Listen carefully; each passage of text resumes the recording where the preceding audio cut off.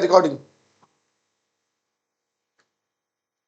देखो ये जो है ना एसएससी जीडी के लिए है, रेलवे एनटीपीसी के लिए, ठीक है। इसमें जितना हिस्ट्री का इंपॉर्टेंट क्वेश्चन हो सकता है वो लिखवा दे रहे हैं।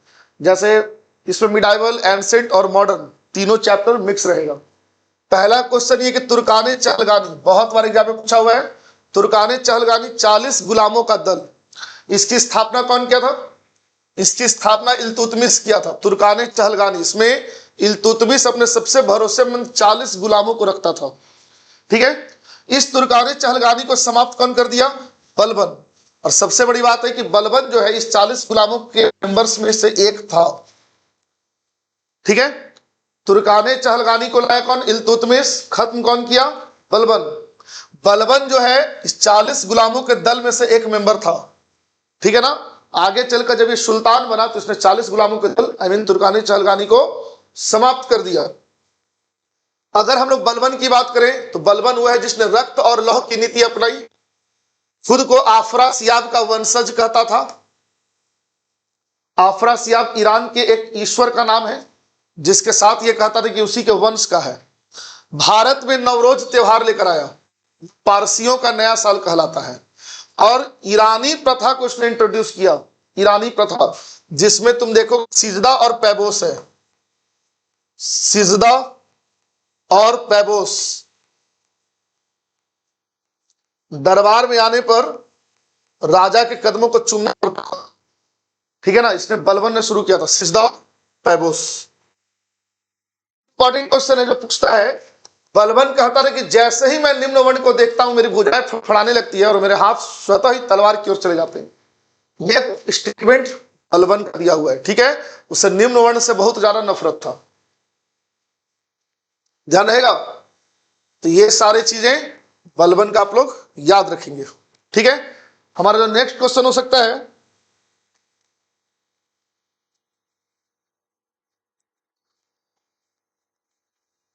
कश्मीर का अकबर कौन था? ये पूछेगा। कश्मीर का अकबर किसे कहा जाता है? कश्मीर का अकबर कहा जाता है जैनुल आबदीन को। किसको कहा जाता है? जैनुल आबदीन, ठीक। जैनुल आबदीन को इसलिए कहा जाता है क्योंकि इसने गौवध को निषेध कर दिया, गौवध पर प्रतिबंध लगा दिया। तो हिंदुओं के प्रति झुका हुआ था, इसका झुकाव हिंदुओं की ओर था। गौवध पर प्रतिबंध लगाया जैनुल आबदीन ने। जजिया कर समाप्त किया, अपने क्षेत्र से इसने जजिया कर। जजिया कर कौन सा कर है जी? गैर मुसलमानों से लिया जाने वाला धार्मिक कर क्या कहलाता है? जजिया, ठीक है। एक जकात होता है, जकात। जकात भी एक धार्मिक कर है। जजिया और जकात दोनों क्या है? धार्मिक कर है, मतलब धर्म के नाम पे लिया जाता है, ठीक है। लेकिन जजिया लेते हैं गैर मुस्लिम से,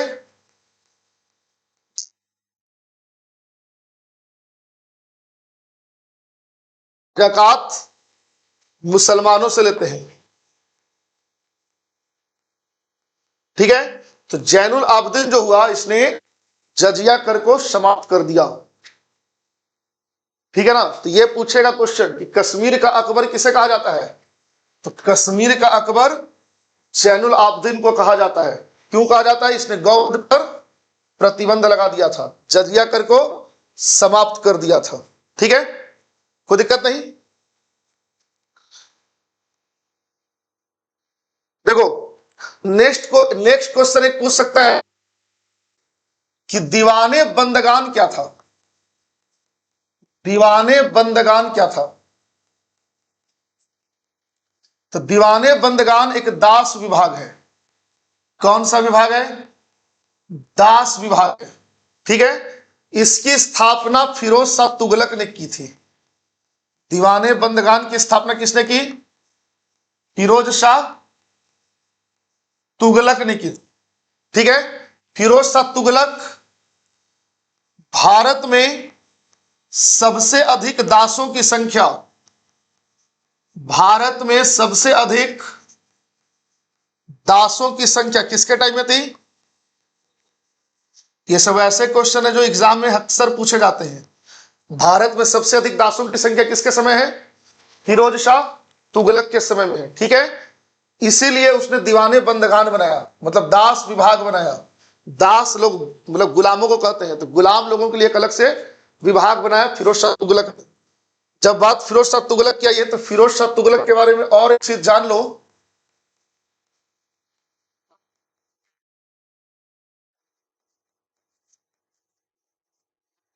एक क्वेश्चन तो ये है कि ब्राह्मणों पर जजिया लगाने वाला पहला शासक। आज तक कभी ब्राह्मण पर जजिया नहीं लगा था। ब्राह्मण समाज में एक उच्च वर्ग था, लगाने वाला पहला शासक। ब्राह्मणों पर जजिया लगाने वाला पहला शासक कौन था? फिरोज शाह तुगलक। जजिया लगाया था सबसे पहले मोहम्मद बिन कासिम ने। जजिया सबसे पहले किसने लगाया था? मोहम्मद बिन कासिम ने लगाया था, याद रखिएगा।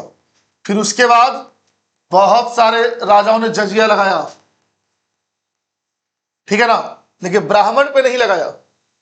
ब्राह्मण पे जजिया कभी नहीं लगा। सबसे पहले जो लगाया वो कौन था? फिरोज शाह तुगलक। तो इसका जब नाम आएगा तो ध्यान देंगे फिरोज शाह तुगलक के बारे में। फिरोज शाह तुगलक का जब नाम आया तो एक चीज वो है दीवाने खैरात। दीवाने खैरात कौन लेकर आया? फिरोज शाह तुगलक। दीवाने खैरात मतलब दान विभाग। दीवाने खैरात का मतलब दान विभाग, ठीक है। दीवाने खैरात कौन लेकर आया? फिरोज शाह तुगलक। ध्यान रहेगा, दीवाने खैरात मतलब दान विभाग। अगर पूछे दीवान इस्तिहाक, दीवान ए इस्तिहाक, दीवान इस्तिहाक था पेंशन विभाग। कौन सा विभाग था? पेंशन विभाग। इसको भी कौन लेकर आया? फिरोज शाह तुगलक, ठीक है। तो तीन नाम याद रखेंगे, दीवाने खैरात, दीवाने बंदगान और दीवान ए इस्तिहाक।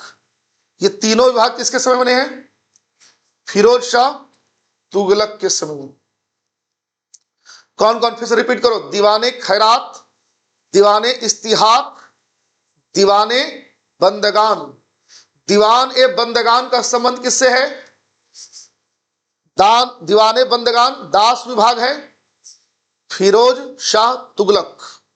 दीवान ए खैरात दान विभाग है, कौन? फिरोज शाह तुगलक। दीवान ए इस्तिहाक पेंशन विभाग है, कौन बनाया? फिरोज शाह तुगलक। अब आ जाओ दीवान ए कोही। दीवान ए कोही यह है कृषि विभाग। कौन सा विभाग है? कृषि विभाग, ठीक है। दीवाने मोहम्मद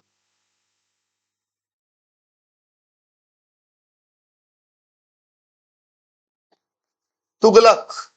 दीवाने को ही कौन लेकर आया? मोहम्मद बिन तुगलक, याद रहेगा। फिर से रिपीट करते हैं, दीवाने को ही कृषि विभाग है, कौन? मोहम्मद बिन तुगलक। दीवान इस्तिहाक पेंशन विभाग है, कौन? फिरोज शाह तुगलक।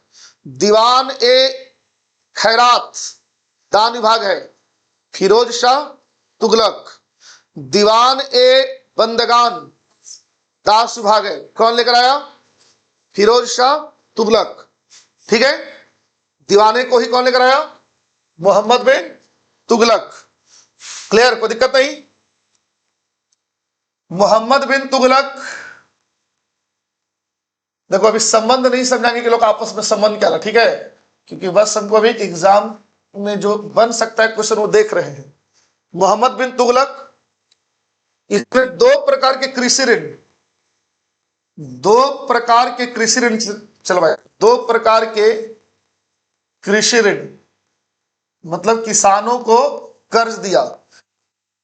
सुंदर है, एक का नाम क्या है? सुंदर, एक का नाम है तकावी। तो सुंदर और तकावी क्या है मध्यकाल में? सुंदर और तकावी क्या है? कृषि ऋण है, किसानों को जो लोन दिया गया उसको कहा गया सोंधर और तकावी। ठीक है, यह काम किसने शुरू किया? मोहम्मद बिन तुगलक। कोई दिक्कत? सोंधर तकावी क्या है? कृषि ऋण है। कौन शुरू किया? मोहम्मद बिन तुगलक। मोहम्मद बिन तुगलक के 4 ऐसे फैसले जिसने इतिहास में से मूर्ख शासक कहलवाया, वो 4 फैसले कौन कौन है? सबसे पहले राजधानी परिवर्तन। राजधानी परिवर्तन क्या है? इसे ने राजधानी को दिल्ली से दौलताबाद ले जाने का निर्णय किया। ठीक है, राजधानी ही बदल दिया। दूसरा फैसला है इसका, उधर लिख दे तो अच्छा रहेगा ना। पहला राजधानी परिवर्तन तो बता दिए, राजधानी परिवर्तन।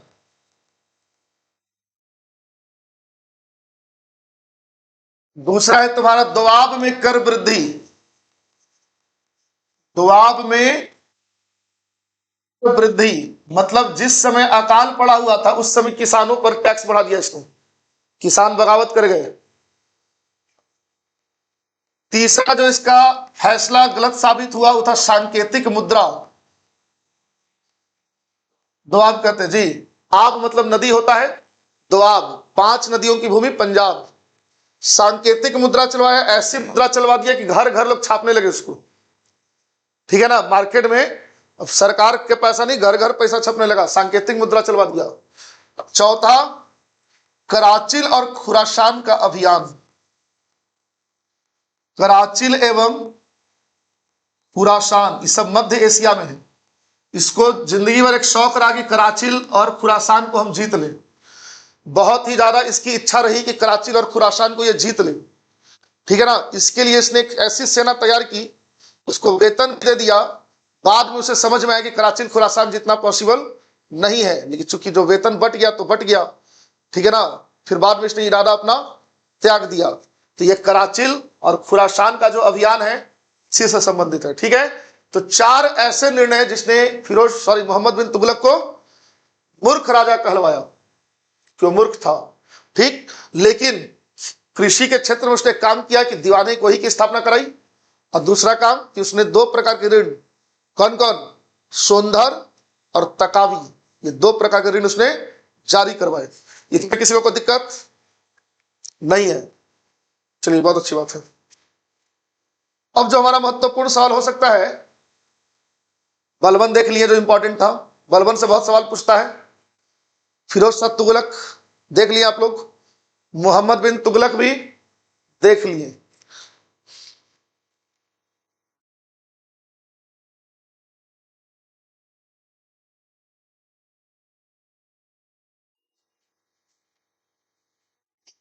चलिए, एक क्वेश्चन और है। ऐसा राजा, देखो पूछ लेगा ये, ऐसा राजा या राजा कहना गलत होगा, ऐसा सुल्तान जो टोपी सी के अपना जीवन जीता था।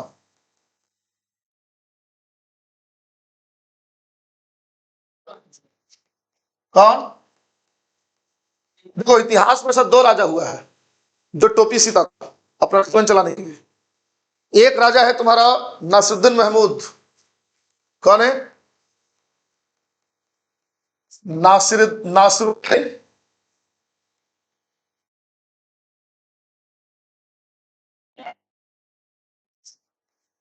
और एक है तुम्हारा औरंगजेब। ठीक है, औरंगजेब। इतिहास में 2 ऐसे शासक हुए जो अपना जीवन जीने के लिए क्या करते थे? टोपी सीते थे।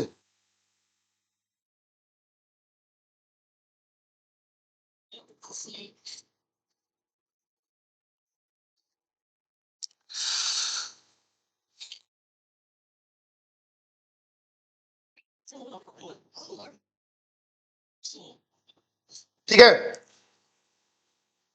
क्या भारत की सबसे लंबी नदी?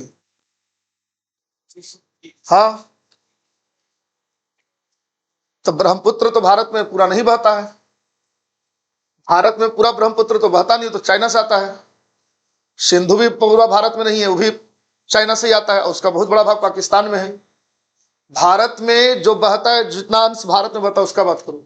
ब्रह्मपुत्र लंबी नदी है गंगा से, लेकिन उसका एक हिस्सा कहां से आ रहा है? चाइना से आ रहा है, मतलब तिब्बत से आ रहा है। ठीक, गंगा में उसकी लंबाई, भारत में उसकी लंबाई क्या है? कम है। अगर पूरा भारत और तिब्बत वाला जोड़ दोगे ना, तो गंगा, तुम पूछा भारत में बहने वाली, तो भारत में जितनी नदी बहेगी उसी को ना लेंगे। गंगा कहाँ है? भारत से, भारत में ही बंगाल की खाड़ी कहाँ है, लेकिन तुम देखोगे कि कुछ हिस्सा उसका बांग्लादेश में है। बंगाल की खाड़ी में गिरने से पहले सुंदरवन का डेल्टा बनाती है ब्रह्मपुत्र नदी के साथ। ठीक है, तो तुम भारत में पूछा, तो भारत में बहने वाली सबसे लंबी नदी कौन होगी? गंगा है। सिंधु गंगा से लंबी नदी है, लेकिन पूरा पूरा भारत में नहीं बहती है।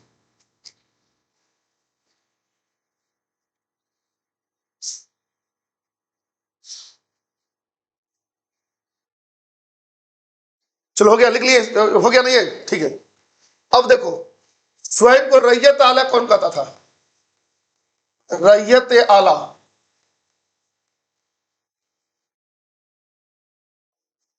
कौन? खिज्र खान, सैयद वंश का संस्थापक। सैयद संस्थापक, ये स्वयं को क्या कहता था? आला। ध्यान दीजिएगा, इस उपाधि में पूछ देगा। उलुग खान का उपाधि कौन लिया था? उलुग खान,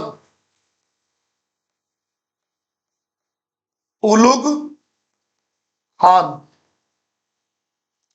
बलबन। उलुग खान का उपाधि किसके पास था? बलबन के पास था। ठीक है, ध्यान देना है। कोई दिक्कत?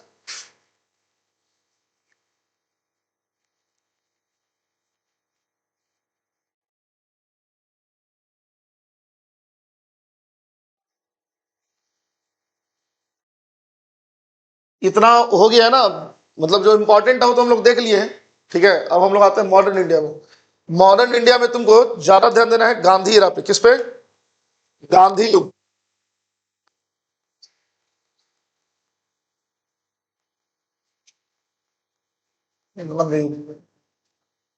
गांधी युग से तो आप पहले और देख लेते हैं। जैसे कांग्रेस का पूछ रहा है एग्जाम में बहुत ज्यादा, ये कांग्रेस अधिवेशन के बारे में।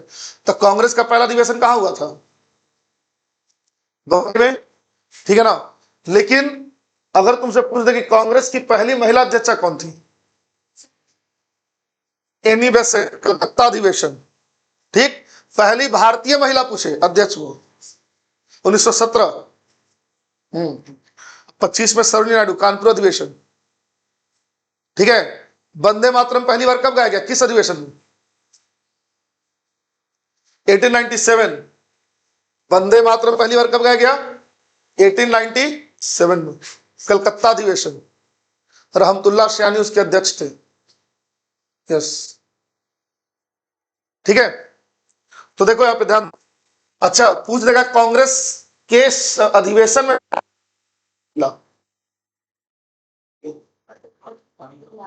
पहली महिला थी जो शामिल, लेकिन अध्यक्षा नहीं थी।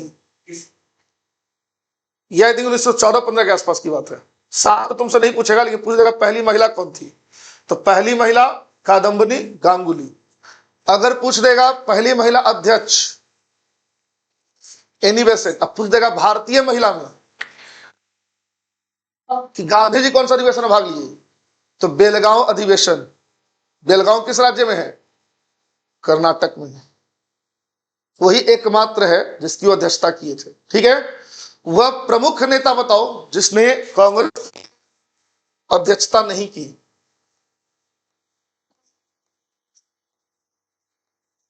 वह प्रमुख नेता जिसने अध्यक्षता नहीं की, अध्यक्षता नहीं की। तो इसमें बड़ा इंपॉर्टेंट नाम है बाल गंगाधर तिलक का। वैसे तो बहुत सारा नाम देगा, लेकिन एग्जाम में ही पूछेगा, क्योंकि तिलक कई बार अध्यक्ष बनते बनते रह गए, बन नहीं पाए अध्यक्ष ये। ठीक है, तो बाल गंगाधर तिलक का नाम नहीं भूलना है। ठीक है, वह प्रमुख नेता जो कभी कांग्रेस की अध्यक्षता नहीं कर पाए। क्या नाम है उनका? बाल गंगाधर तिलक। ठीक है। कांग्रेस पे पहला फुट कब पड़ा था? कांग्रेस पे पहला फुट नहीं मालूम है? चलिए, कांग्रेस में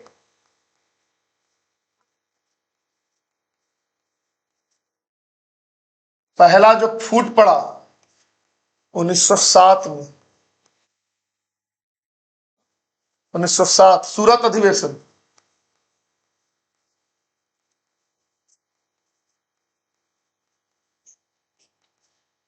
समझ गए? किस बात पर? क्योंकि बाल गंगाधर तिलक को अध्यक्ष बनाया जाना था। हाँ, नरम दल गरम दल बट गए उस समय, है ना। गोखले नहीं चाहते थे कि तिलक बने। ठीक है, तो 1907 में सूरत अधिवेशन हुआ, कांग्रेस में फूट पड़ गया। फिर ये फूट खत्म कब हुआ? ये फूट समाप्त कब हुआ? 1916 लखनऊ अधिवेशन। लखनऊ अधिवेशन, ध्यान देंगे आप लोग। ठीक है, यह फुट समाप्त कब हुआ? लखनऊ अधिवेशन में। सूरत अधिवेशन की अध्यक्षता कौन कर रहे थे? रास बिहारी घोष। कौन कर रहे थे? रास बिहारी घोष।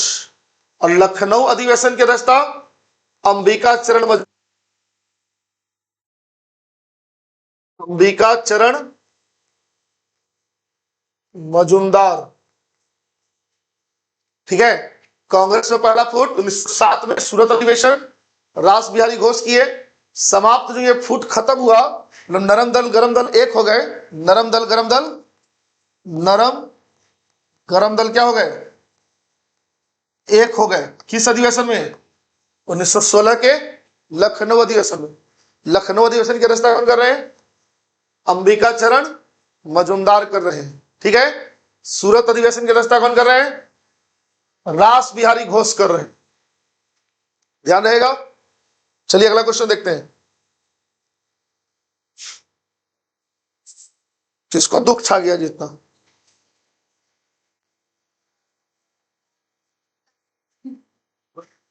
बढ़ा दो पे 27 पे कर दो। तुम यहाँ यहाँ यहाँ यहाँ भी ठंडा लगता नहीं, यहाँ हवा नहीं लगता है। देखो, हवा नहीं लगा। इसको नहीं ठंडा लगता। चलिए नेक्स्ट क्वेश्चन ध्यान दीजिएगा कि जिस समय देश आजाद हुआ, मतलब देश की आजादी के समय, देश की आजादी के समय कांग्रेस के अध्यक्ष कौन थे? देश की आजादी के समय कांग्रेस अध्यक्ष कौन थे? लिखिए, जेबी कृपलानी। कौन थे? जेबी कृपलानी। जब देश आजाद हुआ तो उस समय कांग्रेस के अध्यक्ष कौन थे? जेबी कृपलानी थे। याद रहेगा? ठीक है।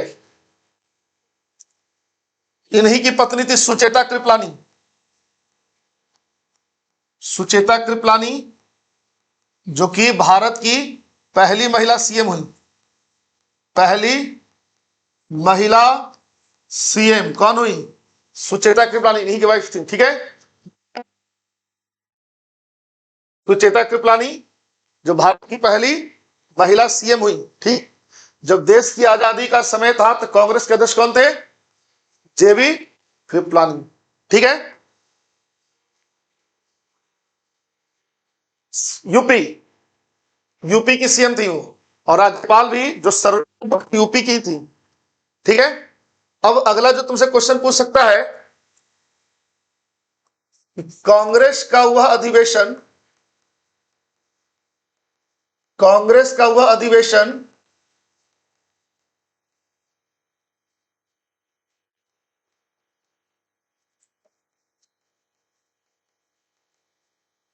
जिसमें सुभाष चंद्र बोस इस्तीफा दे दिए। त्रिपुरी अधिवेशन। कौन सा अधिवेशन? सुभाष बाबू ने इस्तीफा दे दिया जीतने के बाद। सुभाष बाबू ने इस्तीफा दे दिया, इस्तीफा दिया। कौन सा अधिवेशन था वो? त्रिपुरी अधिवेशन। त्रिपुरी अधिवेशन का जो चुनाव हुआ था पट्टाभी सीतारमैया और सुभाष चंद्र बोस के बीच हुआ था। किसके बीच? पट्टाभी सीतारमैया 1938। पट्टाभी सीतारमैया और सुभाष चंद्र बोस के बीच हुआ था। ठीक है। गांधी जी किसको समर्थन कर रहे थे? गांधी जी किसको समर्थन कर रहे थे? पट्टाभी सीतारमैया को समर्थन कर रहे थे। क्लियर है? लेकिन सुभाष चंद्र बोस जीत गए। गांधी जी ने कहा कि ये मेरी व्यक्तिगत हार है, जिसके बाद तुम देखोगे आगे चलकर सुभाष चंद्र बोस ने इस्तीफा दे दिया। ठीक है। जब इस्तीफा दे दिया तो इस्तीफा देकर उन्होंने कौन सी पार्टी बनाई?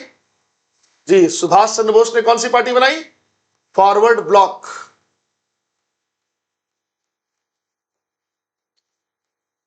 Forward block. लेकिन जब इस्तीफा दे दिए तो फिर अध्यक्षता कौन किए? राजेंद्र प्रसाद। कौन ये अधिवेशन का अध्यक्ष था? राजेंद्र। क्लियर है? कोई दिक्कत? ठीक है।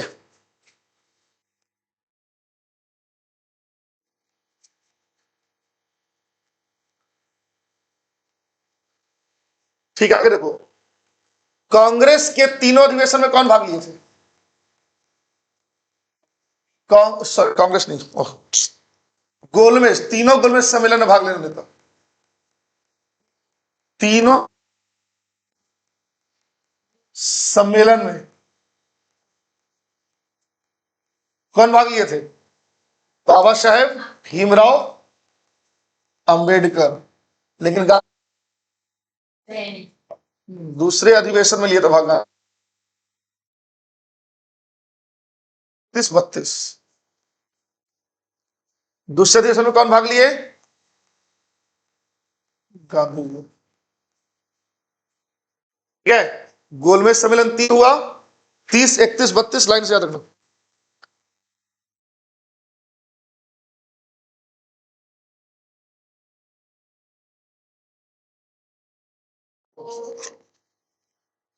दांडी सत्याग्रह कब शुरू हुआ था? 1930 को। दांडी मार्च कब शुरू हुआ? ठीक है।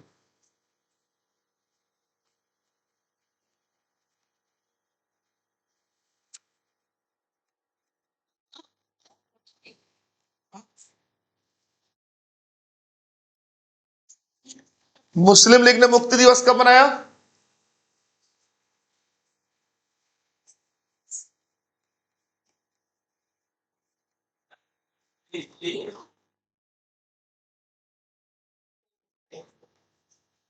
वो प्रत्यक्ष कार्यवाही दिवस था। मुस्लिम लीग ने मुक्ति दिवस कब? 1240। ठीक है। और जिसको तुम डायरेक्ट एक्शन डे कह रहे हो, डायरेक्ट एक्शन डे मतलब प्रत्यक्ष कार्यवाही दिवस, ये हुआ था तुम्हारा 16 अगस्त 1946 को। ठीक है। मुक्ति दिवस कब मनाया मुस्लिम लीग ने? 22 दिसंबर को। ठीक है। और डायरेक्ट एक्शन डे 16 अगस्त 1900 बोलो 1946 को। सही है।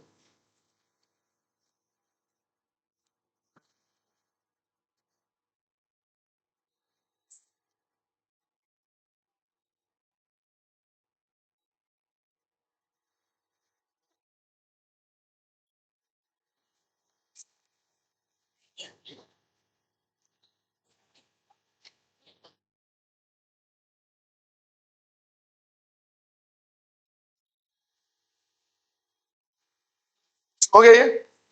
तो देखो एक यहां पर जो जरूरी है, इससे रिवीजन हो जाएगा तुम्हारा। दांडी मार्च शुरू कब हुआ? दांडी मार्च शुरू हुआ 12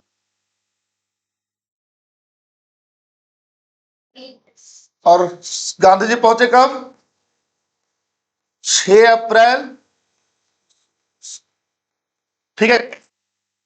में गांधी जी के साथ कितने सदस्य थे? कितने मेंबर थे? 78 मेंबर थे, याद रखिएगा, ठीक है।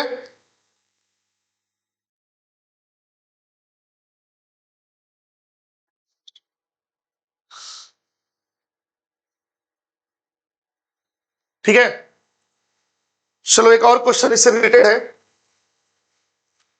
कि दांडी यात्रा की तुलना नेपोलियन के नेपोलियन के एल्बा से पेरिस तक की यात्रा से तुलना किसने की थी? ध्यान दीजिएगा, जब गांधी जी दांडी मार्च किए थे उसकी तुलना नेपोलियन द्वारा एल्बा से पेरिस गांधी जी के दांडी यात्रा से की गई। तो यह तुलना सुभाष चंद्र बोस ने की थी। सुभाष चंद्र बोस ने यही कहा, जैसे गांधी जी साबरमती से दांडी तक गए हैं, यह उसी प्रकार की यात्रा लगती है जैसे नेपोलियन एल्बा से पेरिस गया था। एल्बा एक शहर का नाम है फ्रांस में। जब नेपोलियन जब पेरिस पे कब्जा करने गया था तो एल्बा से पेरिस तक की जो उसने यात्रा निकाली वो बहुत ही भयावह, और आप कह सकते हैं कि उसके बाद ही नेपोलियन क्या हो गया? फ्रांस का सम्राट हो गया पेरिस पहुंचने के बाद। ठीक है, तो एक महान यात्रा कही जाती है जब नेपोलियन बोनापार्ट एल्बा से पेरिस तक का यात्रा किया, उसी पेरिस पे पहुंचने के बाद वो फ्रांस का क्या हो गया? सम्राट हो गया। तो इसी पर से तुलना हुई है।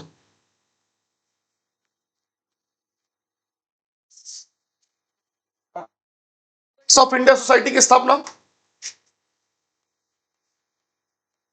Servants of India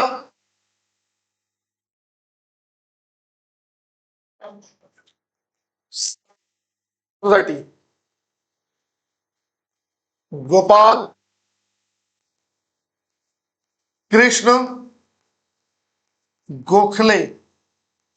Gopal Krishna 1905 में गोपाल कृष्ण गोखले करके थी इसकी स्थापना 1905 में। कोई दिक्कत?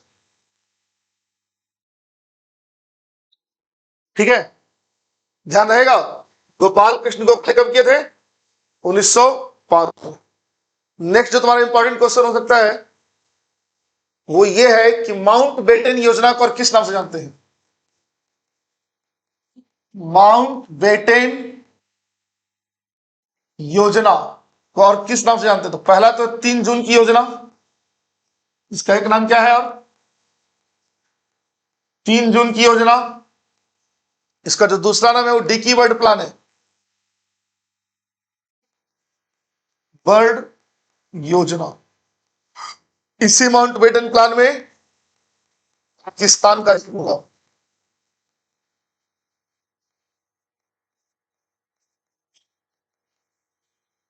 ठीक है, माउंट बेटन प्लान में ही था कि भारत और पाकिस्तान 2 देश होगा। ध्यान देगा, जल्दी बताओ।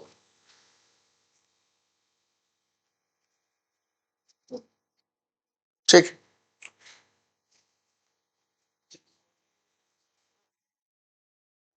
हाँ, वांटिंग अच्छा सुधार 1919। आत्मीय सभा का गठन कौन किया था? आत्मीय सभा 1814 में राजा राम मोहन राय। कौन? राजा राम मोहन, ठीक है, राजा राम मोहन राय, जिनको भारत में पत्रकारिता का अग्रदूत कहा जाता है। पत्रकारिता का अग्रदूत, ठीक है, राजा राम मोहन राय को भारत में पत्रकारिता का अग्रदूत कहते हैं।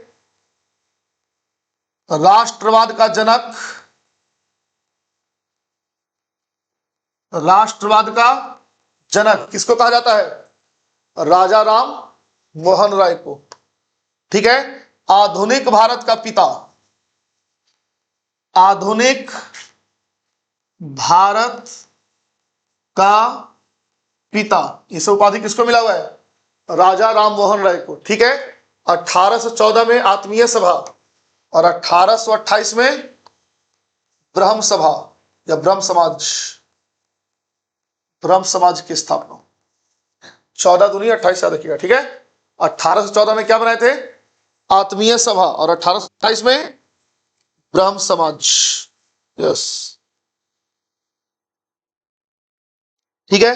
एक और इसमें है राजा राम मोहन राय से रिलेटेड, वो है 1825 में वेदांत कॉलेज की स्थापना।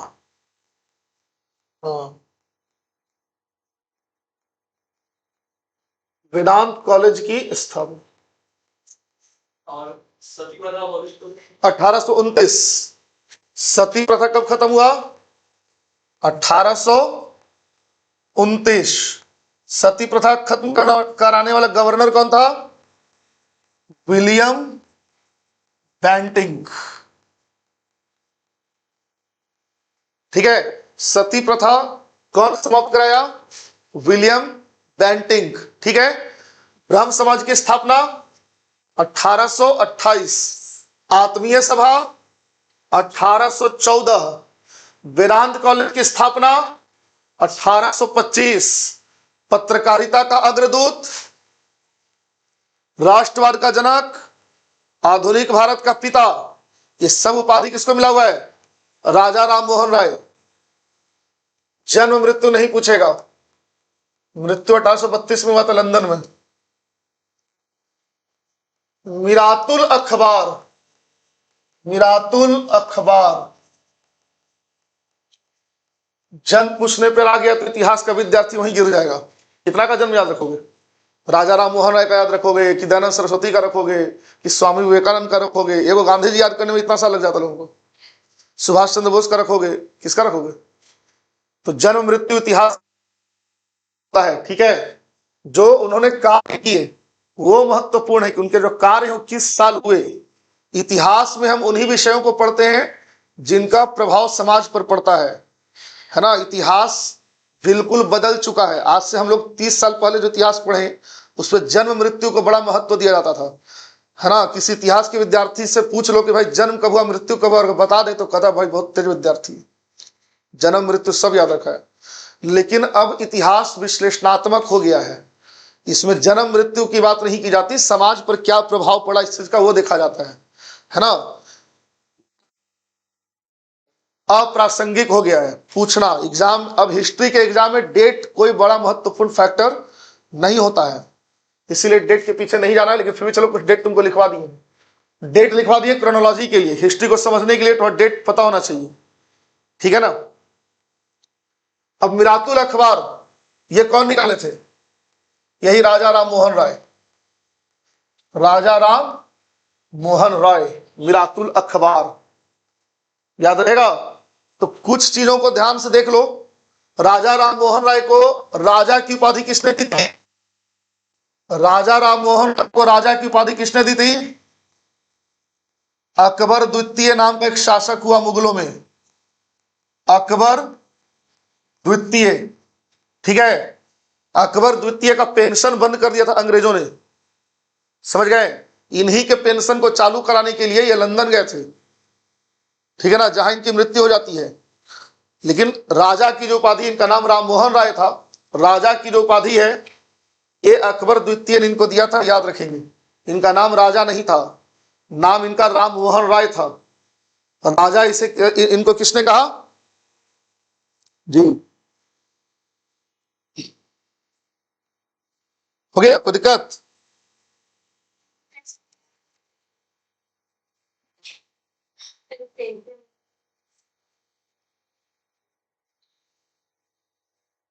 चलिए आगे ध्यान देंगे। एक बच्चे हिंदू धर्म सभा, याद रखना, हिंदू धर्म सभा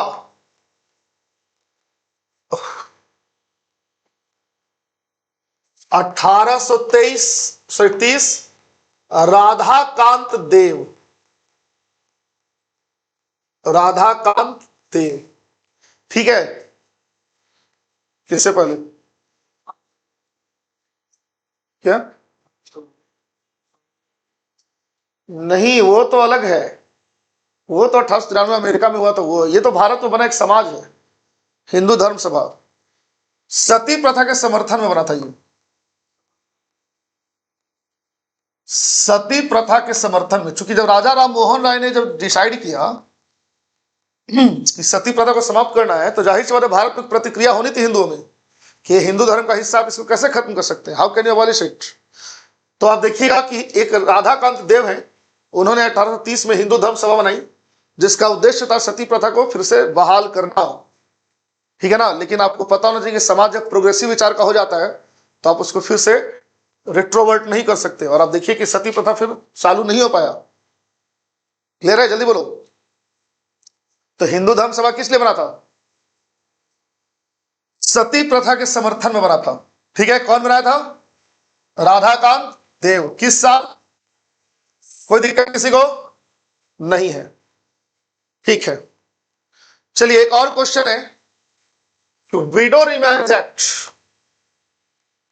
विडो रिमैरेज एक्ट मतलब विधवा पुनर्विवाह अधिनियम किसके समय आया? उनके प्रयास से आया था, ईश्वर चंद्र विद्यासागर के प्रयास से आया था। उनको, उनके हाथ में थोड़ी तक कानून बना देना। जैसे राजा राम मोहन राय के प्रयास से सती प्रथा खत्म हुआ, तो राजा राम मोहन राय ने थोड़ी कानून बना दिया, कानून तो गवर्नर बनाएगा। तो ईश्वर चंद्र विद्यासागर के प्रयास से हुआ, लेकिन लाया गया लॉर्ड कैनिंग के टाइम। किसके time? Lord Canning. Widow remarriage act किसके टाइम आया? लॉर्ड कैनिंग के टाइम आया। कोई दिक्कत?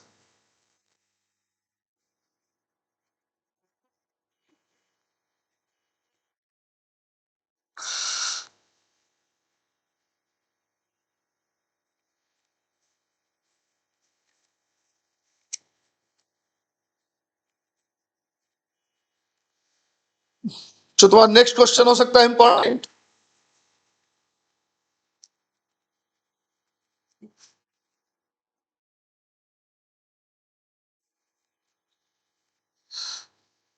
चला देखो,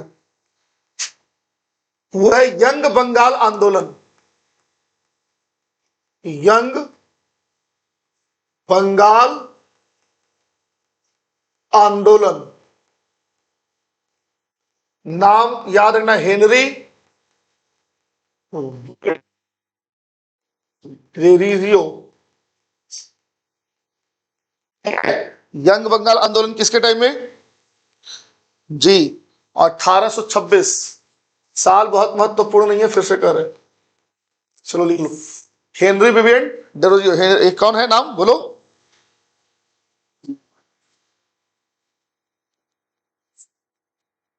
क्या बोल रहे हो?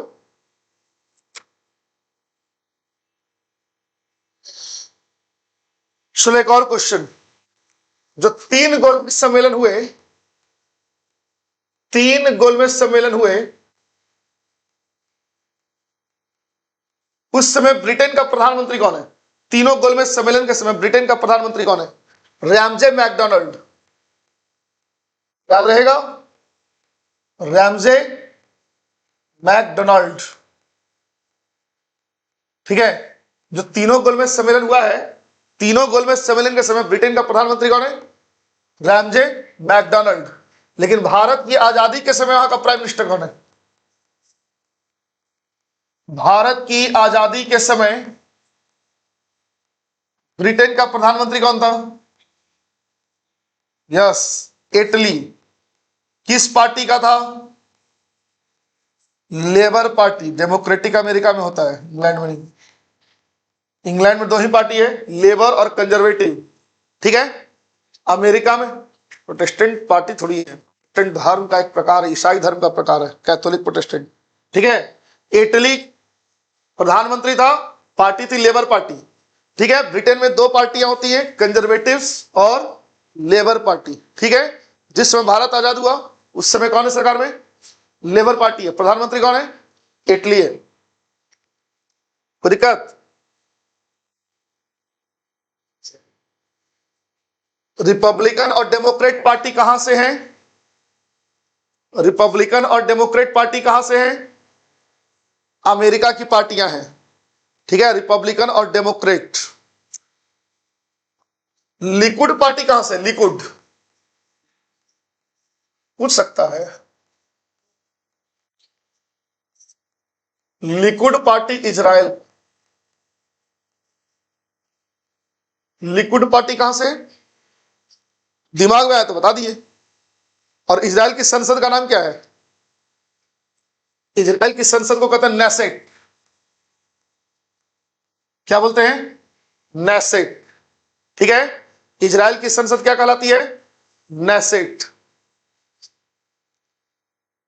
ये सब एक बार देख लेना, ठीक है ना। जब एग्जाम में तुम बैठी सो रिवीजन क्लास, चूंकि हम ऐसा तो नहीं कि तुमको क्रोनोलॉजी से पढ़ा रहे हैं, जहां तहां से देखे, लेकिन हमको जो इंपॉर्टेंट लगा तुमको बता देंगे, ठीक है। एक बार देख के जाना।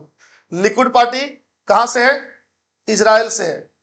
वहां की इजराइल की संसद क्या है? नेसेट। इंपॉर्टेंट इसलिए क्योंकि अभी मोदी जी गए हुए थे, तो मोदी जी अभी संबोधित करके आए हैं इजराइल की संसद को, उसके बाद ही लड़ाई छिड़ा है।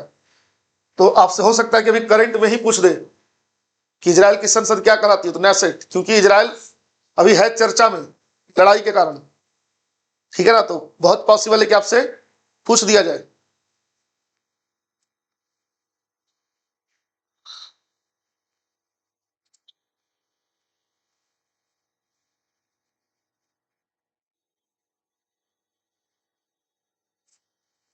नेक्स्ट क्वेश्चन हो सकता है तुम्हारा इंपॉर्टेंट।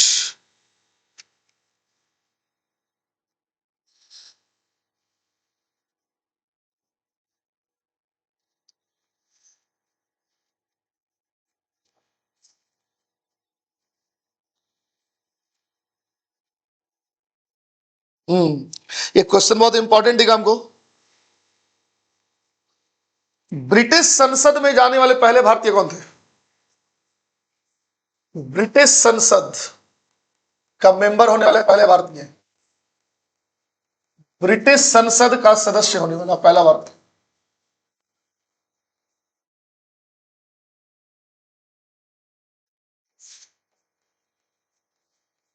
बोलो, पहला भारतीय, पहला भारतीय दादा भाई नौरोजी। कौन? दादा भाई नौरोजी। ठीक है, दादा भाई नौरोजी का जब नाम आया तो कुछ चीज जान लो। जैसे इन्होंने एक सिद्धांत दिया, धन निष्कासन का सिद्धांत। कौन सा सिद्धांत? धन निष्कासन का सिद्धांत। इसमें यह बताया गया कि कैसे अंग्रेजों ने भारत को लूटा, कैसे अंग्रेजों ने भारत को गरीब बना दिया। इसी किताब में लिखा हुआ है, धन निष्कासन का सिद्धांत। यही सिद्धांत है। यह सिद्धांत एक किताब में लिखा हुआ है जिसका नाम है un British rule in India. किताब का नाम क्या है? Un British rule in India. ये किताब का नाम है, इन्हीं के द्वारा लिखा हुआ है, दादा भाई नौरोजी के द्वारा। ठीक है, ये पारसी धर्म के थे, पारसी। ठीक है, un British rule in India किसकी किताब है?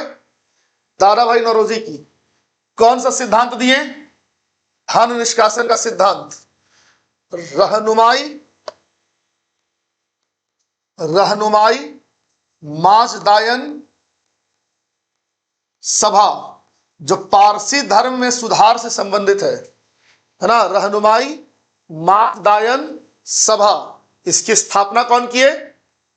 दादा भाई नौरोजी की। रहनुमाई माजदायन सभा, इसकी स्थापना किसने की? दादा भाई नौरोजी। ठीक है, इनको भारत का वयोवृद्ध पुरुष कहा जाता है, वयोवृद्ध पुरुष। मतलब बहुत ही ज्यादा बुजुर्ग मेंबर थे ये कांग्रेस के। ठीक है, कोई दिक्कत? चलिए यहां देखिएगा, तो ब्रिटिश संसद का सदस्य होने वाला पहला भारतीय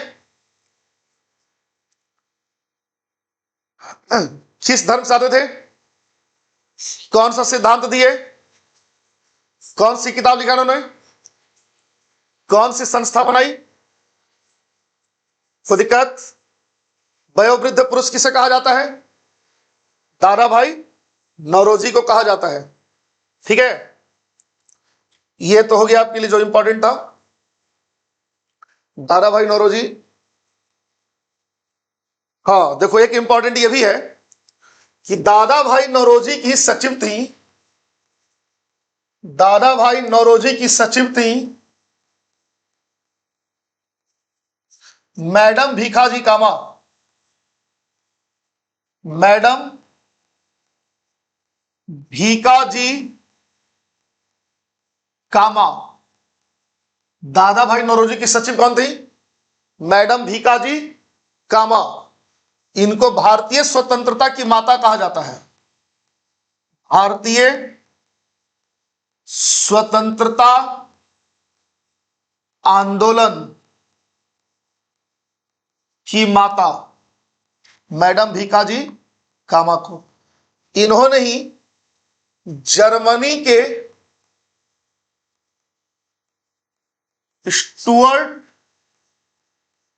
ग्राड नामक स्थान पर एक जगह ये भाषण देने गई थी, वहां पे इन्होंने तिरंगा अपने आंचल में छुपा कर रखा और जब भाषण देने गई तो इन्होंने भारत का झंडा लहराना शुरू कर दिया। आज देखो तो ये बड़ा अच्छा लगता है भारत का झंडा नहीं लहरा देना, लेकिन उस समय अंग्रेजों के नजर में यह अपराध था और जर्मनी में जाकर आप स्टुअर्ट भारत का झंडा लहरा दी। ठीक है ना। वो कौन थी? मैडम भीखाजी कामा थी। इन्हीं की सचिव थी। भारतीय स्वतंत्रता आंदोलन की माता, मतलब इनका दर्जा इतना ऊपर है ना। जर्मनी के स्टुअर्ट नामक स्थान पर इन्होंने क्या किया? तिरंगा झंडा लहराया भारत का। क्या किया? भारत का झंडा लहराया।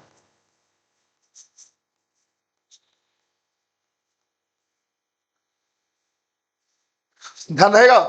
दादा भाई नौरोजी का नाम है तो बता दी, क्योंकि ये भी पारसी ही थी।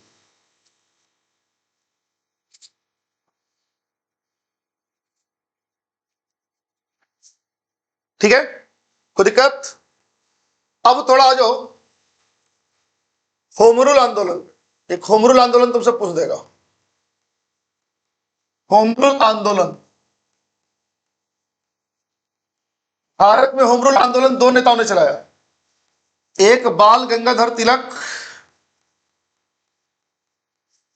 बाल गंगाधर तिलक, और एक चलाया एनी बेसेंट ने।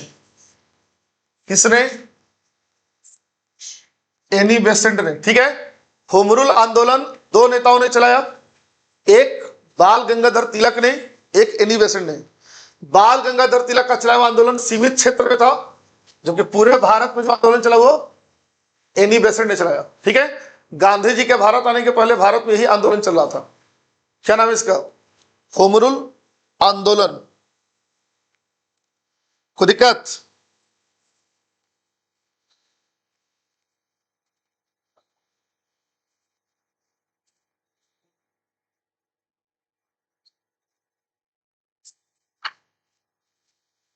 चलो एक और बढ़िया क्वेश्चन देखते हैं हम लोग।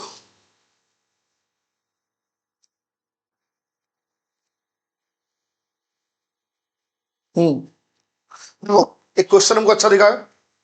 असहयोग आंदोलन जब शुरू हुआ था भारत में, असहयोग आंदोलन कब शुरू हुआ था? 1 अगस्त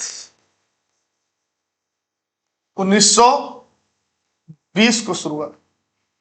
ठीक है, असहयोग आंदोलन।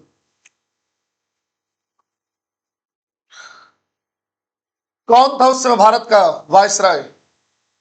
उसका नाम है लॉर्ड चेम्सफोर्ड। क्या नाम है? Lord Chelmsford. जब शुरू हुआ, जब ये शुरू हुआ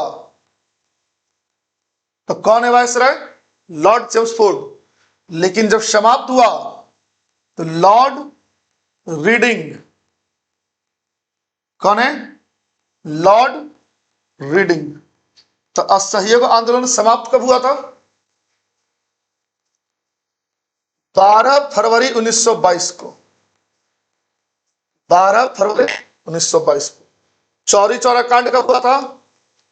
मतलब एक हफ्ते बाद ही यह बंद हो गया। 5 फरवरी को चौरी चौरा कांड हुआ जिसमें थाना जला दिया गया।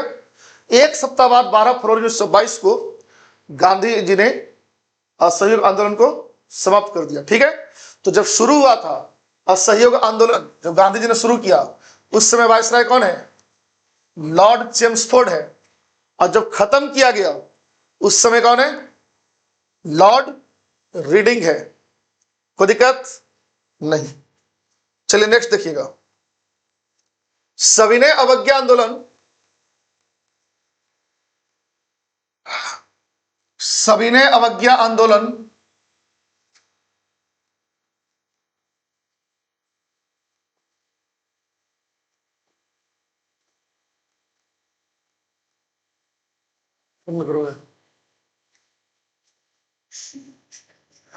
सविनय अवज्ञा आंदोलन जब शुरू हुआ तो वायसराय कौन है? इरविन है। कौन है? इरविन। और जब समाप्त हुआ तब भी इरविन ही था। जब समाप्त हुआ तब भी इरविन था। समझ गए? Lord Irwin. सविनय अवज्ञा आंदोलन कब शुरू हुआ था? 12 मार्च और 6 अप्रैल, है ना, याद है ना? 6 अप्रैल को जब गांधी जी ने नमक कानून तोड़ा, उसी दिन से सविनय अवज्ञा आंदोलन शुरू हो गया। ठीक है। उस समय कौन वायसराय है? Lord Irwin. जब समाप्त हुआ तो कौन वायसराय है? Lord Irwin. सविनय अवज्ञा आंदोलन का 2 चरण चला है। ठीक है। समाप्त कब हुआ? सविनय अवज्ञा आंदोलन, सविनय अवज्ञा आंदोलन को स्थगित करने का कोई डेट तो प्रॉपर नहीं है,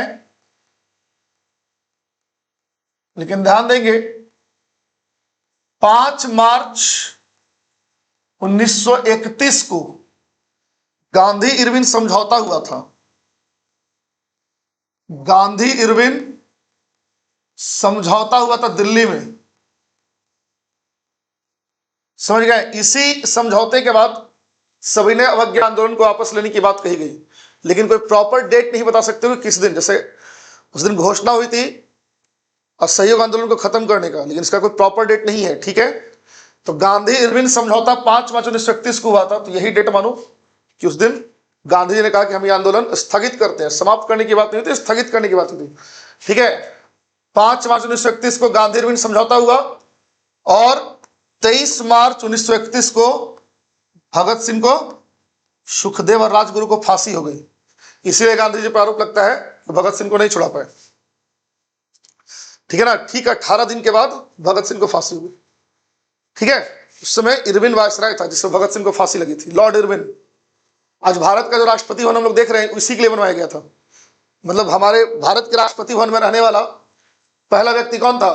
लॉर्ड इरविन था। कौन था? लॉर्ड इरविन था। ठीक। चलिए, भारत छोड़ो आंदोलन के समय भारत का वायसराय कौन था? भारत, बहुत गर्मी लग रहा है, थोड़ा कम करो ना यार। भारत छोड़ो आंदोलन के समय कौन है? वैसे लॉर्ड लिनलिथगो। Lord Linlithgow. ठीक है। भारत छोड़ो आंदोलन के समय कौन है वायसराय? Lord Linlithgow.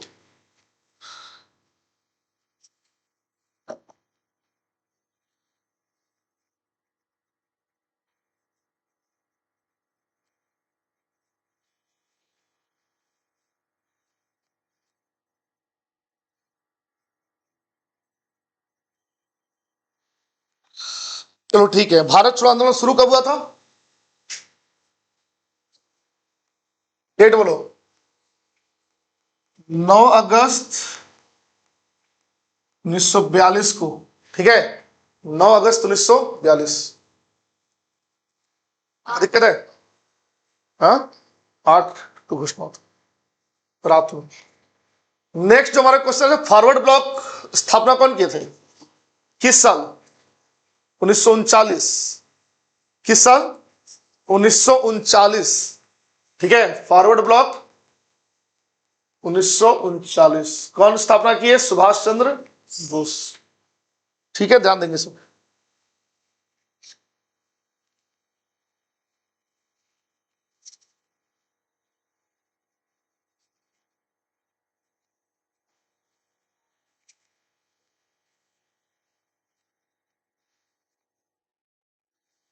1857 का जो रिवॉल्ट हुआ था, 1857 का विद्रोह, उस समय भारत का गवर्नर कौन था? आमस्टन का भारत। किसका?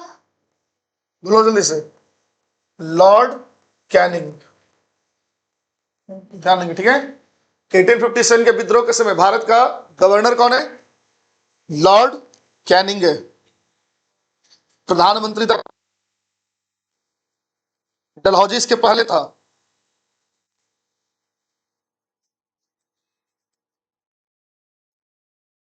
कितने समय के लिए था भारत? फिक्स टाइम नहीं था। क्लियर, देखिए अभी जनगणना का काम चल रहा है, ठीक है ना। हो सकता है पूछ दे कि पहला जनगणना भारत में कब हुआ, भारत में पहला जनगणना कब हुआ? तो 1872 में हुआ। कौन था वायसराय उस समय? Lord Mayo. कौन था? Lord Mayo. लेकिन नियमित जनगणना पूछ देगा कि तुम 10-10 साल पर जो नियमित होने लगा, नियमित जनगणना 1881 किसके टाइम? Lord Ripon. किसके टाइम? Lord Ripon. ध्यान रहेगा, लॉर्ड रिपन, ठीक है। नियमित जनगणना जो हर 10 साल पर किया गया। एक और इंपॉर्टेंट क्वेश्चन, बंगाल विभाजन 1905 में हुआ था। कब हुआ था? 1905 में। कौन था वायसराय भारत का? Lord Curzon. लॉर्ड कर्जन था, ठीक है। लेकिन जब रद्द हुआ तो कौन था? जब बंगाल विभाजन रद्द किया गया तो कौन था? Lord Hardinge. ध्यान रहेगा, लॉर्ड हार्डिंग 1911 में।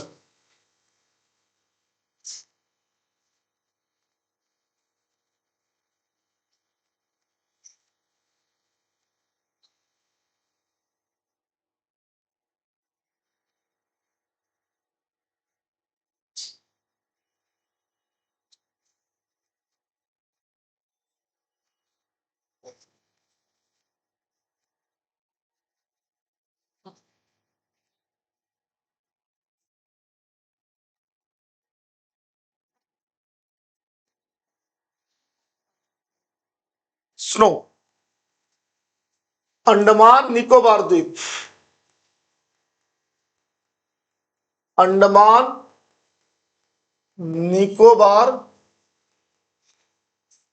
द्वीप, ठीक है। नेताजी सुभाष चंद्र बोस ने जब इसको जीता तो इसका नाम क्या रखा? इसका नाम रखा शहीद एवं स्वराज्य द्वीप।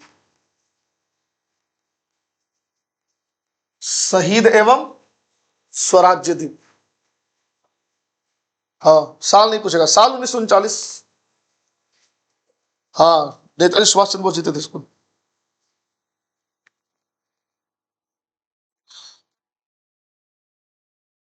ठीक है,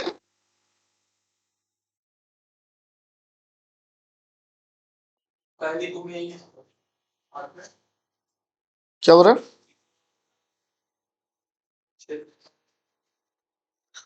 अंडमान निकोबार को जापान जीता था 1943 में, समझो बात। और जापान जीत करके इसको सौंप दिया किसको?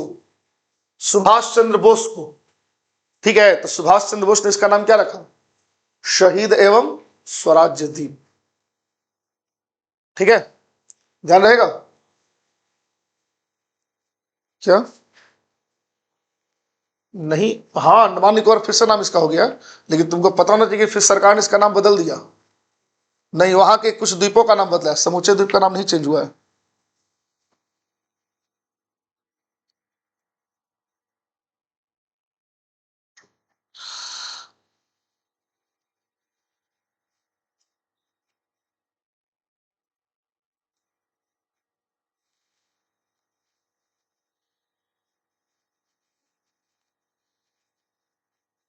सत्यार्थ प्रकाश किसकी रचना है?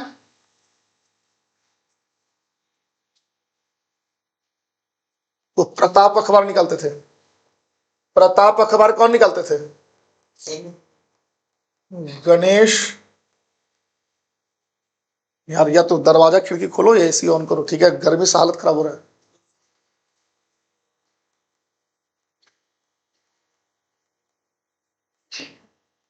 गणेश शंकर विद्यार्थी, ठीक है ना, ये प्रताप अखबार था।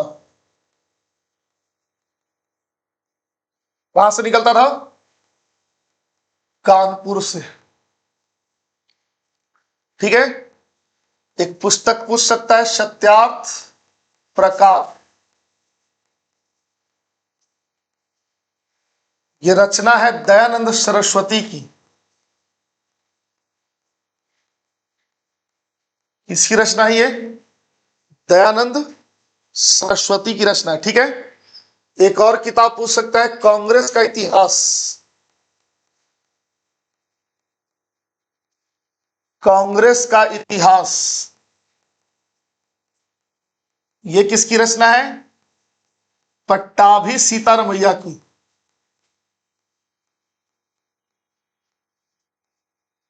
पट्टाभी सीतारमैया की रचना है, ठीक है ना। क्या नाम इसका? कांग्रेस का इतिहास, ठीक है। फिर नेक्स्ट है तुम्हारा इंडियन स्ट्रगल। क्या नाम है किताब का? Indian struggle. ये सब महत्वपूर्ण किताबें हैं जो एग्जाम में बहुत इंपॉर्टेंट हो जाएगा तुम्हारे लिए, ठीक है ना। इसके लेखक हैं सुभाष चंद्र बोस। Indian struggle, Subhash Chandra Bose. तो चलो देख लेते हैं फिर से, है ना। प्रताप के लेखक कौन है? गणेश शंकर विद्यार्थी। सत्यार्थ प्रकाश, दयानंद सरस्वती। कांग्रेस का इतिहास, पट्टाभी सीतारमैया, ठीक है। इंडियन स्ट्रगल, सुभाष चंद्र बोस, ठीक है। आनंद मठ के लेखक, आनंद मठ के लेखक, आनंद मठ,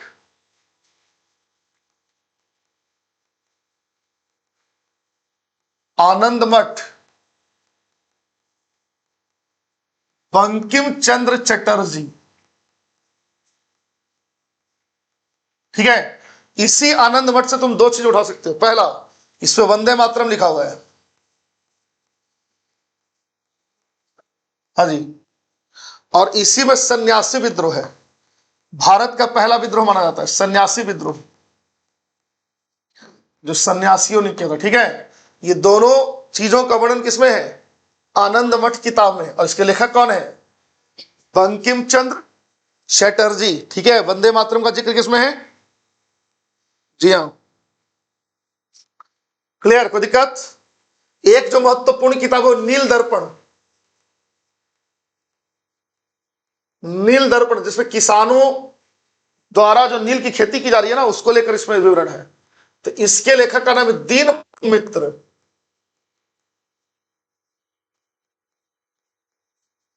दीन बंधु मित्र, ठीक है। नील दर्पण के लेखक कौन है?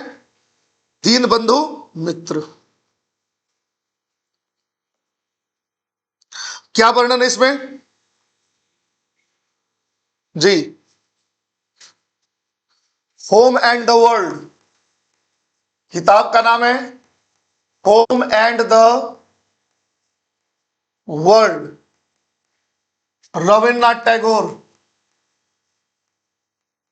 Rabindranath Tagore, home and the world, क्या नाम है? रविंद्रनाथ टैगोर। गीतांजलि भी इन्हीं की रचना है, गीतांजलि रचना भी इन्हीं की है, जिस पर इनको नोबेल पुरस्कार दिया गया। भारत के पहले नोबेल पुरस्कार विजेता 1913 में, ठीक है। इनको नाइटहुड की उपाधि भी मिली थी, आपको पता है ना। इनको नाइटहुड का उपाधि भी दिया गया था। नाइटहुड की उपाधि, जो आप कहते हैं ना कि सर लग जाता नाम का आगे, लेकिन इन्होंने लौटा दिया। कब लौटाया? जालियांवाला बाग हत्याकांड के बाद। जालियांवाला बाग हत्याकांड के बाद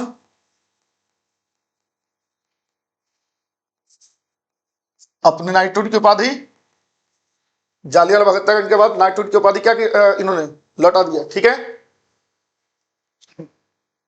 और कौन थे जो नाइटहुड का उपाधि लौटाए थे? नाइटहुड का उपाधि और कौन लौटाए थे?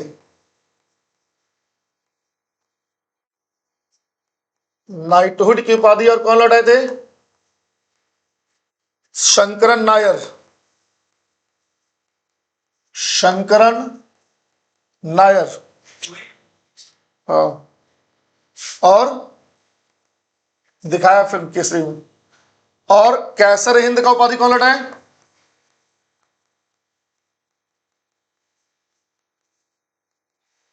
कैसर हिंद का उपाधि लौटाए? गांधी जी। कैसर हिंद फर्स्ट वर्ल्ड वॉर के बाद गांधी जी को मिला था, चूंकि उन्होंने भारतीय ब्रिटिश साम्राज्य की सहायता की थी सेना के मामले में, है ना। भारतीयों को उन्होंने अपील किया था कि आप अंग्रेजों के तरफ से लड़े प्रथम विश्व युद्ध। वन मैन आर्मी इनको कहा जाता है। जब नोआखली में जब दंगा फसाद हो गया था, लॉर्ड माउंटबेटन ने, हाँ ठीक है, पूछा क्या एग्जाम में ये चीज, वन मैन आर्मी किसने कहा था? वन मैन आर्मी माउंटबेटन ने कहा था, माउंटबेटन ने कहा था, ठीक है। किसको कहा था? गांधी जी को, ठीक है। किस लिए कहा था? चूंकि आजादी के बाद बांग्लादेश नोआखली के इलाके में काफी दंगा भड़क गया, कोई पुलिस जाने के लिए तैयार नहीं था वहां पे, तो गांधी जी जाकर वहां पे दंगा शांत कराए। तो इसलिए लॉर्ड माउंटबेटन उस समय का जो वायसराय है भारत का, उसने गांधी को कहा कि भाई तो वन मैन आर्मी है, अकेले ही दंगा शांत करवा दिया, ठीक है। तो माउंटबेटन ने कहा था गांधी को वन मैन आर्मी। तो किस कॉन्टेक्स्ट में कहा था ये बता दिया, ठीक है। चलो, स्ट्रगल किताब के लेखक कौन है? जल्दी बोलो। इंडियन इंडिपेंडेंस, इंडियन स्ट्रगल के लेखक कौन है?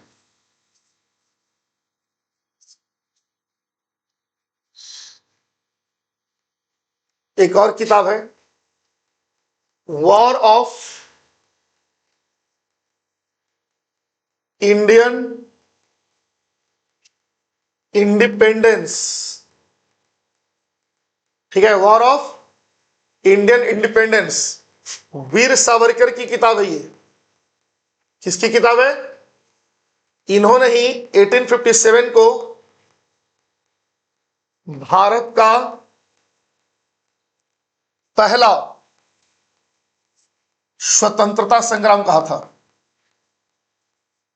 भारत का पहला स्वतंत्रता संग्राम कहा था किसने? वीडी सावरकर ने, है ना। विनायक दामोदर सावरकर, इन्हीं की लिखी किताब है। क्या नाम है?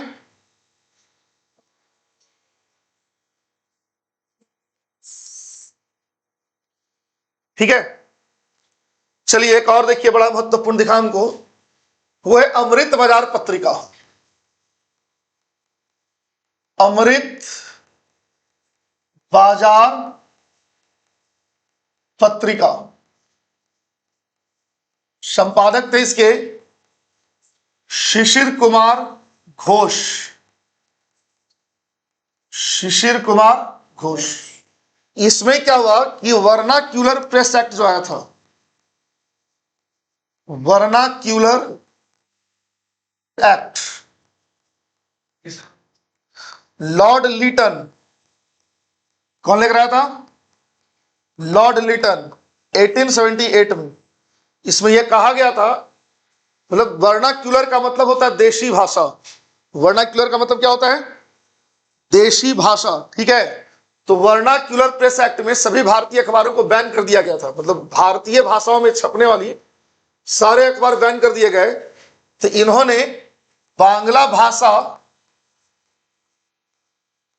से बदलकर रातों रात ये अखबार अंग्रेजी में छपने लगा। इस अखबार ने अपना लैंग्वेज स्विच कर दिया, बांग्ला भाषा से किस में स्विच कर दिया? अंग्रेजी भाषा में, ठीक है। अमृत बाजार पत्रिका, शिशिर कुमार घोष, ठीक है। वर्नाक्यूलर प्रेस एक्ट कौन लेकर आया? Lord Lytton. क्या हुआ इसके कारण? जी हां, ठीक है ना, मतलब जितने भी गैर अंग्रेजी अखबार थे उसको बंद कर दिया गया। कौन लेकर आया था? लॉर्ड लीटन लेकर आया था। ठीक है, सही है। चलिए नेक्स्ट देखिएगा आप लोग।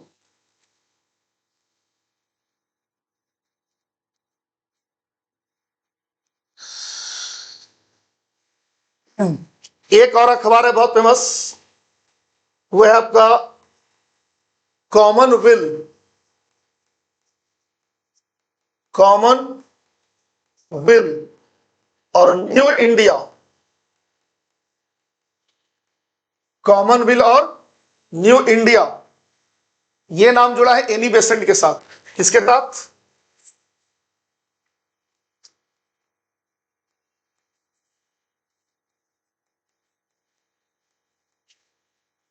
एनी बेसेंट के साथ जुड़ा है कॉमनवेल्थ और न्यू इंडिया।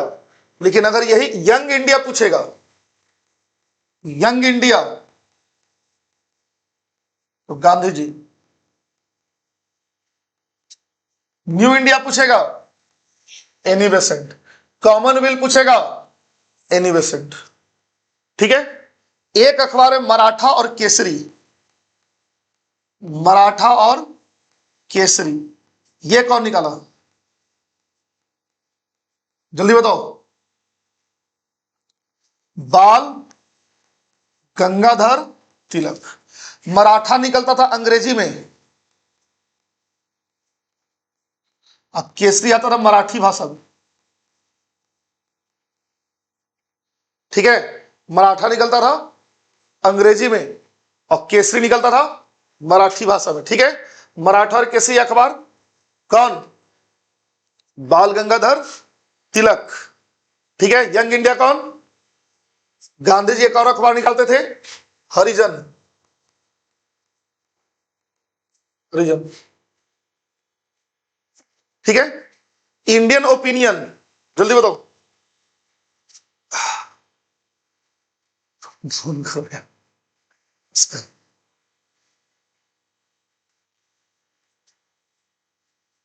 बंद करो। इंडियन ओपिनियन,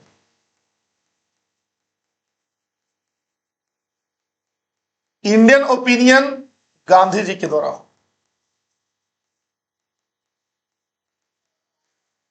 अखबार में इंडियन ओपिनियन गांधी जी।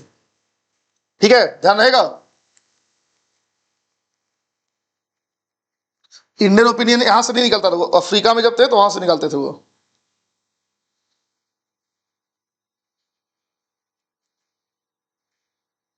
गीता रहस्य पुस्तक के लेखक?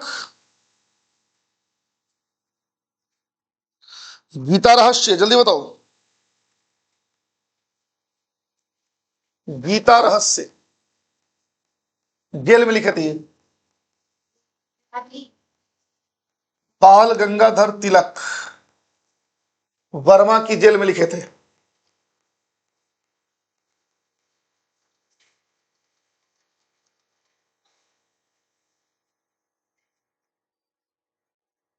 ठीक है, जेल में लिखे थे ये। क्या नाम है? गीता। ठीक है, हेलो,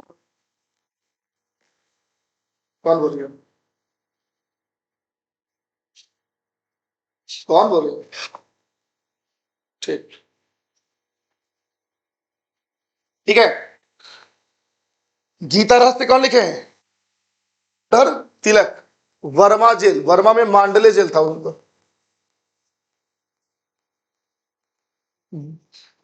जेल की दीवार पे भारत का इतिहास कौन लिखा था?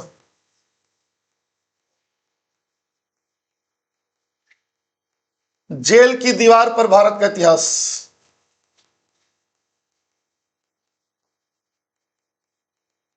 ठीक है, वीडी सावरकर। याद रखना, जेल के दीवार पे भारत का इतिहास कौन लिखे? वीडी सावरकर लिखे थे, ये सब भूलना नहीं है। इंडियन स्ट्रगल कौन लिखे? Indian struggle Subhash Chandra Bose. ठीक है, जो इंपॉर्टेंट है वो सब कर लो। ठीक है, इंपॉर्टेंट जो भी है करना है तुमको। ये सब जो किताब वगैरह जो पूछता है ना, बहुत महत्वपूर्ण है तुम्हारे लिए।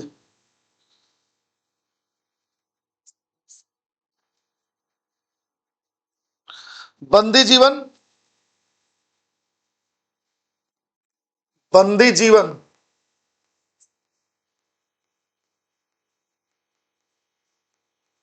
लिख लो सचिंद्र सान्याल। बंदी जीवन किसकी रचना है? सचिंद्र सान्याल की रचना है। बस इतना कर लो काफी है, ठीक है, इससे ज्यादा नहीं पूछता है।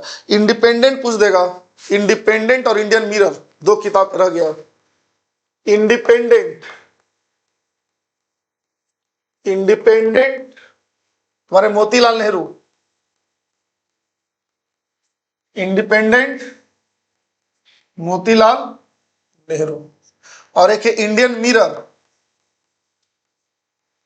इंडियन मिरर केशव चंद्र सेन,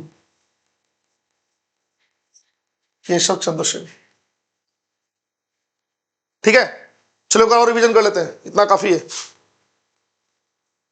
अमृत बाजार पत्रिका कहां से था? पत्रिका सारा यहां से था ना, यहां से। प्रताप गणेश शंकर विद्यार्थी, सत्यार्थ प्रकाश दयानंद सरस्वती, कांग्रेस का इतिहास पट्टाभी सीताराम भैया। ठीक है, ये वही थे जो चुनाव लड़े थे। इंडियन स्ट्रगल सुभाष चंद्र बोस, आनंद मठ और वंदे मातरम। वंदे मातरम सबसे पहले किसमें आया है? सन्यासी विद्रोह का उल्लेख, नील दर्पण, हाँ इसी में नील की खेती का वर्णन है ना, home and the world, knighthood की उपाधि भी यही लिए थे ना, जो बाद में उन्होंने त्याग दिया। ठीक है, वॉर ऑफ इंडियन इंडिपेंडेंस, अमृत बाजार पत्रिका, वर्नाक्यूलर प्रेस एक्ट। कौन सा अखबार था जो अंग्रेजी में छपने लगा रातों रात? कॉमनवेल्थ, न्यू इंडिया, हरिजन, केसरी, गीता रहस्य, जेल की दीवार पर भारत का इतिहास, बंदी जीवन, independent, Indian Mirror, Keshav Chandra Sen. और क्या है? अभ्युदय, लीडर,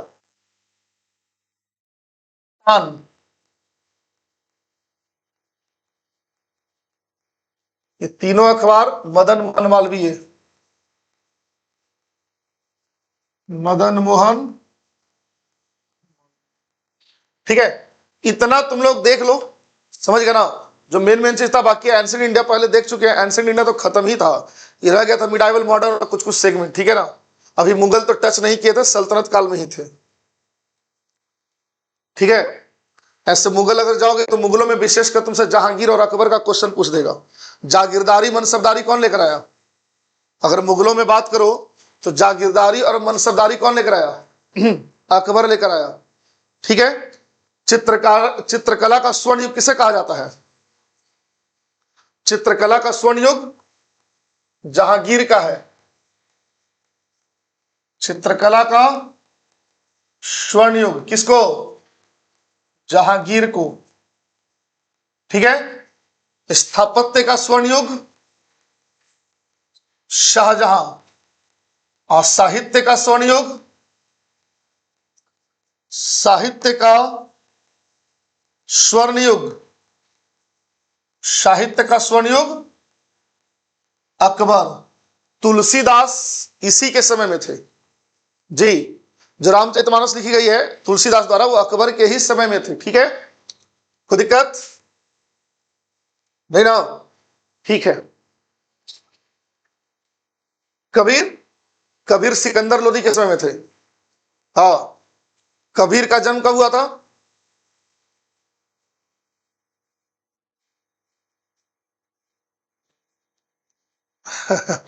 ठीक है, लेकिन कबीर का जन्म हुआ था 1398 में, पर 1520 में। उनके बारे में कहा जाता है कि 3 शताब्दी वो देख लिए।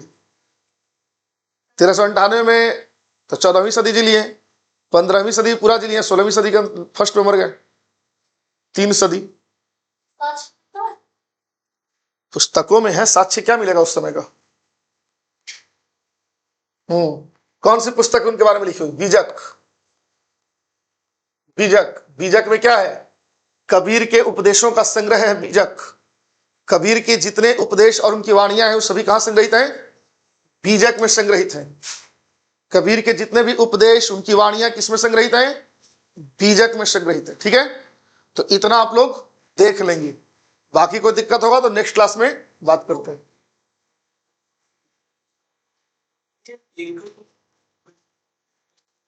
हम बताए थे तुम लोग को टेनिस में,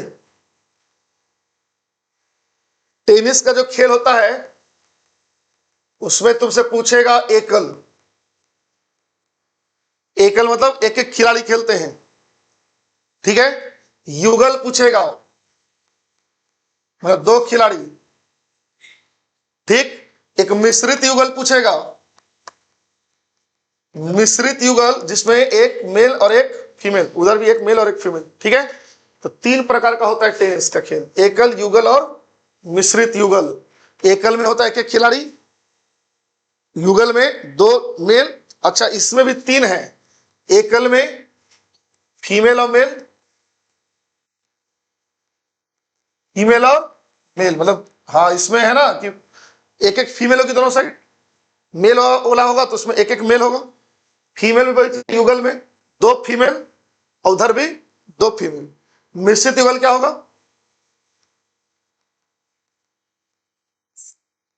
मेल फीमेल, ठीक। तो टेनिस का खेल इस प्रकार से होता है। तो तुमको देखना है करंट में कि हाल ही में कौन कौन जीता है, ठीक है ना। कौन कौन सा प्लेयर है जो भी ऑस्ट्रेलियन ओपन जीता है, फ्रेंच ओपन जीता है, विंबलडन अभी नहीं हुआ, पिछले साल वाला पूछ देगा 25 वाला, तो सब देख लेना। पुरस्कार देख लेना, पुरस्कार है ना, अभी ऑस्कर मिला है, नोबेल मिला है, ठीक है। तो ये सब जो हाल ही फिलहाल जो अवार्ड वगैरह मिला है तो उसको एक बार करंट अफेयर्स के बुक से देख लेना। क्या भारत रत्न? हाँ पूछेगा बिल्कुल।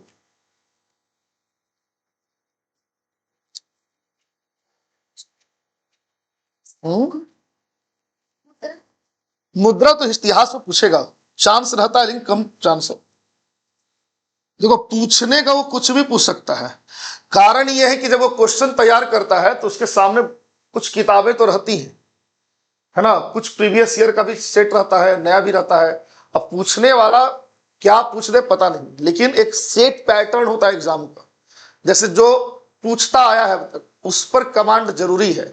प्रीवियस ईयर का वेटेज हर एग्जाम में ज्यादा होता है, जिसका भी PYQ लगा कमजोर मतलब स्ट्रांग है, चांस से एग्जाम निकल जाएगा उसको। नया क्वेश्चन कम रहता है, PYQ ज्यादा रहता है।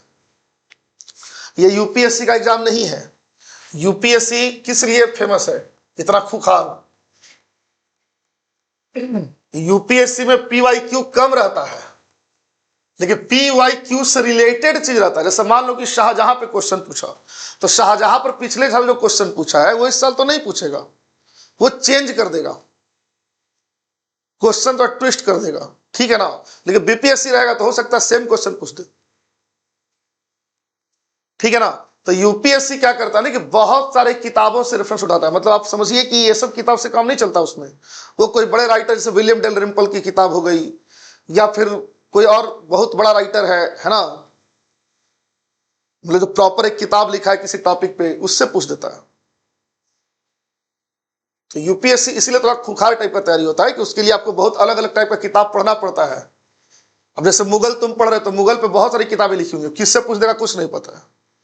जो रिसर्च हुआ है अभी नया नया मुगलों पर, चाहे सिंधु घाटी सभ्यता पर, हो सकता है उस पर क्वेश्चन आ जाए, है ना। तो इसीलिए यूपीएससी थोड़ा चौंकाता है, हर साल प्रीलिम्स निकालना उसका बड़ा मुश्किल हो जाता है यूपीएससी का। लेकिन यहां पर ऐसा नहीं, यहां पर क्या है ना कि क्वेश्चन तुम्हारा रिपीट होगा। बात समझ गए? जो ट्रेंड है वो ट्रेंड देख कर चलिए, निकल जाएगा। इतना कवर करो। पॉलिटी में जो पढ़ाए हैं मौलिक अधिकार से क्वेश्चन रहेगा, राष्ट्रपति, संसद, ये सब तुम लोग का पढ़ा हुआ है, उसको देख लो। इकोनॉमिक्स में तुमको क्या करना, हाल ही का जो घटना, जो योजना वगैरह सरकार की योजना, तुमको बहुत इकोनॉमिक्स में नहीं घुसना है, हाल ही की जो योजना है सरकार की, भारत सरकार की, उसको पढ़ लो। बजट जो इस साल आया है उसको देख लो, राजकोषीय घाटा कितना है, राजस्व घाटा कितना है ना, उसको देख लो, किस क्षेत्र में कितना बजट आया है। इकोनॉमिक्स जब भी पूछेगा करंट से पूछेगा। पॉलिटी में संशोधन पूछ सकता है, राष्ट्रपति की शक्तियों से मतलब अनुच्छेद से क्वेश्चन आता है, मौलिक अधिकार, नीति निर्देशक तत्व, तो ये सब पूछेगा। समझ गए। बाकी साइंस और ज्योग्राफी वो तो अभी तुम लोग का पूरा पूरा हुआ नहीं है। साइंस में जो फिजिक्स में पढ़ा है, जैसे पीरियोडिक टेबल जो पढ़ा है उसको एक बार रिवीजन कर लो। नया चीज पढ़ने की अपेक्षा जो पढ़े हो उसी को देख कर जाओगी। बात समझ गए। क्योंकि नए चीज पे जाओगे तो तुम्हारे सामने भी बहुत सारा चीज पढ़ना है, लेकिन जितना तुम पढ़ चुके हो उस पर ही कमांड करके चले जाओ। ऐसा ना हो कि जो पढ़ लिए वही नहीं बने तो और दिक्कत है। जो नहीं पढ़े वो नहीं बना, वो एक चीज समझ में आता है, लेकिन जो पढ़े हो वो छूट जाए एग्जाम में तो ज्यादा दिक्कत लगता है। अरे पढ़े थे नहीं कर पाए। जैसे प्रोटॉन, तुम्हारा पीरियोडिक टेबल का जो क्वेश्चन होता है वो पूछ सकता है। गैसों के बारे में जो नियम पढ़ाए हैं उससे क्वेश्चन रह सकता है। समस्थानिक पूछ सकता है। ठीक है, तो ये सब देख लो। संवेग संरक्षण का सिद्धांत है, बहुत सारा सूत्र तुमको लिखवाया हुआ है, वो सब एक बार रिवीजन कर लो। नया चीज में घुसने से बेहतर है पुराने चीज को रिवीजन करके जाओ, क्योंकि नया चीज भी याद नहीं हो पाएगा इतना जल्दी। तुम सोचोगे कि नया चीज हम सारा 2 दिन में कर ले, तो पढ़ तो लोगे, याद नहीं रह पाएगा, पता चलेगा पुराना भी नहीं बचा। बेहतर होगा पुराना ही देख कर जाओगे। समझ गए बात को? कोई दिक्कत?